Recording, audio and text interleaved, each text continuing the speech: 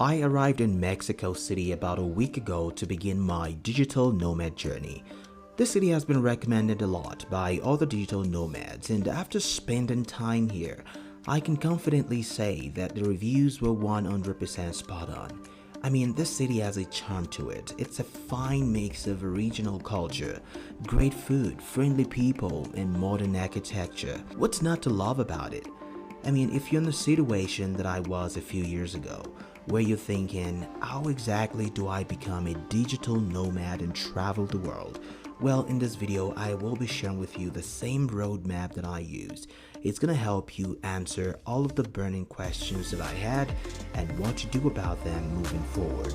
So sit back, relax, and enjoy.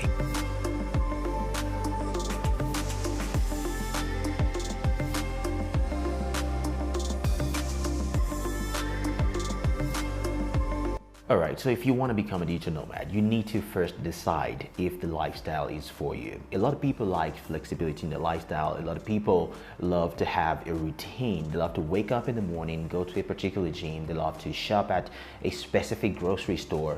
But in order to travel full time, you need to understand that you will not be sleeping in your bed a lot. You will be sleeping out of Airbnbs and hostels and sometimes, hotels. But you need to decide if it's for you. For me, I picked up the Junior World Encyclopedia, I believe, when I was 10 years old. And as I was flipping through the pages of the world maps and atlases, I decided that I knew basically that I wanted to travel because all of these things just fascinated me.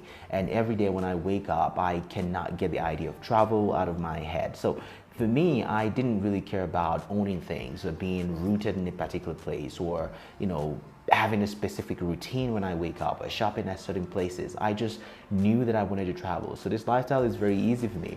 And even though I'm just getting started, I'm already loving it. So you need to decide if you want to become a digital nomad. And that is the first step to actually being one. So the next thing you want to do is to pick up a skill, something that can allow you to travel. And I always say you need to learn a digital skill. At this point, a lot of people want to travel. They want to see the world. They want to just hold their dreams and do this thing. But the one thing that keeps a lot of people back is the thought of, how do I sustain this lifestyle? How do I make money while I'm on the road? Yeah, that is a very valid thing to think about, because when you think about the prices, securing plane tickets and Airbnbs and hostels and all of these things, it's very important because you can get stressed a lot if you don't have money where you currently reside right now.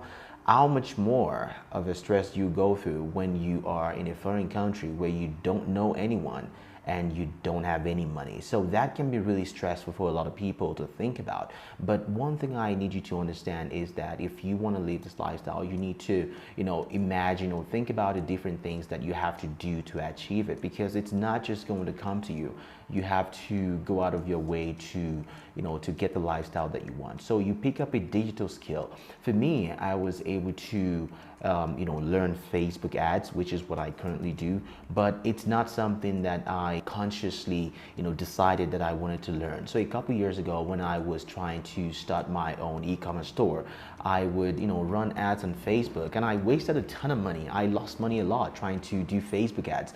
But while I was wasting money, I didn't know that I was picking up a genuine skill that will be useful in a couple years to come. So now that every company is trying to get online, they're trying to market and advertise the products to, millions of people that they have access to over the internet, having a skill like digital advertising has become a very valuable skill that companies are looking for. So right now I have a contract with a company that I work for full time, and I also have a lot of other freelance gigs as well.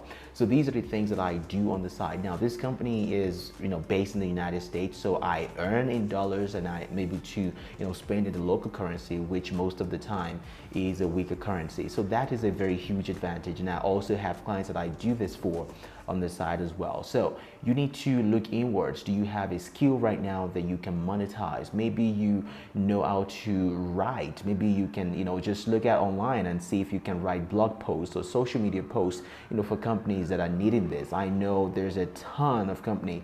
If you look on LinkedIn right now, or if you sign up on Indeed, you'll be getting a ton of alerts on companies needing these services: writing, blogging, social media management. These are some of the things that you can pick up in order to make money while on the road. I know a lot of digital nomads who do this. in some of the Facebook groups that I'm in fact, I was just hanging out with someone the other day who, what she does is just write a couple blog posts a week, and she's able to sustain a lifetime of full-time travel. Although I'm not traveling full-time right now because I still have to work, but I hope that at some point I'm able to save up enough money or have a lot of things going for me on the side in order for me to be able to travel full-time. Even though right now I love the idea of just traveling slowly and spending months or 2 months in a different locations at a time, but at the end of the day, if you want to travel, whether you want to travel constantly or maybe you want to spend months at a time in a different location, you need to pick up a skill or look inwards and look at things that you can do and try to see if you can monetize that online, because honestly that is the only way to sustain a lifestyle of full-time travel or part-time travel or whatever you want to do in the future. So the one thing you want to do is to learn a skill that enables you to earn money while you are on the road. So if you watched this video so far, I appreciate you. Thank you so much. But I just wanted you to know very quickly that I have an email newsletter. So if you haven't signed up for that, I'll leave a link down in the description. I send out emails about once or twice a week just to, keep in touch with you and connect with you on a more personal level. We have about 2,400 people right now in the email newsletter. So if you want to be a part of this huge community that we're building, make sure you sign up for my email newsletter in the description below. I promise I'm not going to spam you. I always respond back to my email, so I always encourage people to reach out to me, send me an email, and if you get an email from me, you can always hit reply, and I always make sure to respond to my emails at least within 24 hours. So make sure you go sign up to that. Now that you picked up a skill, you want to make sure you can get paid for it. You don't want to hope and have faith that you get paid. You want to make sure that you have done a few projects. Some projects you might even do for free or maybe charge very little before you leave your country of residence. When you get on the road, Airbnbs and plane tickets and upkeep generally can add up pretty fast, even though the countries you may be going to may have a weaker currency. But if you don't have enough money, you run out of money pretty fast. So the best way to do it is to just take on a few projects, maybe for friends, family, or maybe personal projects, but you want to make sure that you're making money from it before you leave wherever you are right now. So the best way to get paid while you're on the road is through PayPal. I get paid through PayPal a lot for some of the affiliate products that I partner with and some of the projects that I do. In fact, PayPal is the most common way to get paid on the road. But if you have a job, like a real remote job, then you want to make sure that you have your bank account, your debit card, your credit card, everything set up before you leave, because that's going to be one way to access your funds and to spend money. I have a US bank account, and my bank account, my debit card, my credit card, everything works fantastically where I'm right now. All I have to do is tap or just insert my card and everything is good. Also, before you leave, you want to make sure you call your bank and make sure you tell them that you will be on the road. You will be in certain places at certain times, so your bank knows to allow your card or to give you the freedom that you need with your card so that you can spend money and not get stranded. So before you leave where you are, make sure you can get paid and make sure you can access your funds if you already have them. So now that you've decided that you want to become a digital nomad, you need to pick a destination.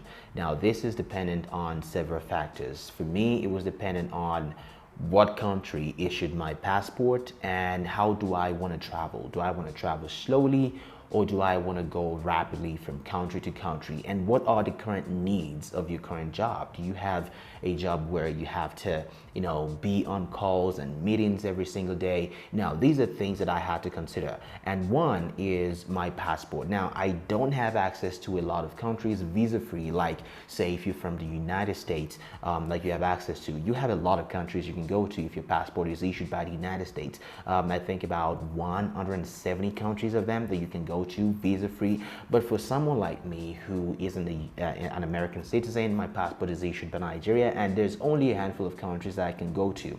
So I had to pick a country where I didn't have to secure a visa to start with. That way I'm not overwhelmed by the whole idea of having to secure a visa and having to provide documents and a lot of these things that embassies ask for. So that is one thing I considered. Another thing is the nature of my current projects. Now, the nature of my work, I have to attend clients, I have to speak with clients, I have to be on Zoom calls with them pretty much several times a week. So I need a country that is on the East Coast, that I can at least have a time zone that aligns deadlines with my clients, so that way I'm not about 10 hours ahead or 10 hours behind, and I'm struggling to, to find a balance between, traveling and enjoying the place that I am right now and, having to serve my clients. I don't want anything to suffer.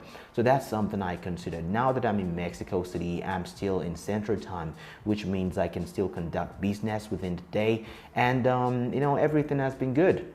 Everything has been really good, but that's not to say that you cannot travel to a country like Southeast Asia, where sometimes you might be 10 hours ahead, but you just have to, really plan and, make sure that you're able to, have your schedule or have your daily life plan in such a way that it doesn't affect your work.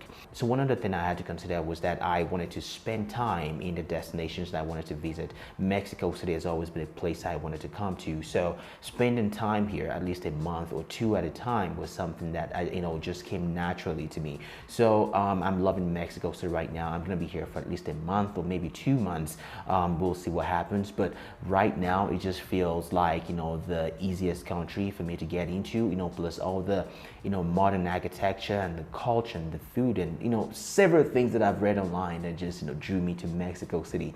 So that is one of the reasons that I consider. So you need to find your own reason to pick a destination. If you want to start slow, maybe you don't have a lot of money saved and you want to go to a country where your dollar or your currency can go very far. So you need to consider that as well. So these are some of the things that I feel like you need to put in place. I believe is the roadmap to become a digital nomad. At least the things that I've done over the past 3 years that allowed me to be in this current situation that I am right now. So I hope that this video has helped you, and if it has, make sure to leave a comment down below. Let me know what your thoughts are. Let me know what stage of your digital nomad journey you are right now. If you started years before me, I want to connect with you, and if you haven't started yet, make sure to subscribe to this channel, because I'll be sharing a lot of things about becoming a digital nomad. Also, don't forget, my email newsletter is now open to subscribe to, so make sure you go do that right now. Link is in the description. Also, I have some links in the description to the insurance that I use, the visa company that if you have visa issues, so you just want more information generally on how to secure visas to certain countries, I have links to everything in the description. This is going to be the end of the video. I hope you enjoyed it, and if you have, make sure to subscribe. My name is Daniel, and I will see you in the next one.